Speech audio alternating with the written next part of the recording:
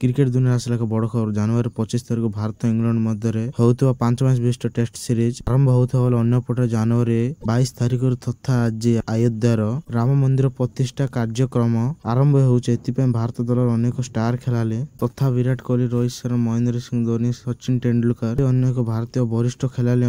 अयोध्यार राम मंदिर प्रतिष्ठा कार्यक्रम देखा निमंत्रण होता बेले अंपटे भारत पूर्वतन स्टार खेलाड़ी MS धोनी राम मंदिर को नहीं आसी एक आश्चर्य खबर। सूचना अनुसार महेंद्र सिंह धोनी निजर झील और पत्नी अयोध्या पहुंची मंदिर दर्शन करने को जाए, किंतु अयोध्या प्रबल भिड़ होबार कारण धोनी भारतीय क्रिकेट फैंस माने सेल्फी उठेबा चेष्टा करुवा बेले भिडियो कारण महेंद्र सिंह धोनी शीघ्र बाहर को चलीगले। देवाक चाहिए चलित वर्ष IPL खेलुवा बेले देवाक चाहिए 40 वर्ष होता IPL टूर्नामेंट रे चेन्नई सुपर किंग अधिनायक करुवा बेले महेंद्र सिंह धोनी विस्फोरक बैटिंग खेलुवा बेले वर्ष भी खेलिबे चेन्नई सुपर किंग।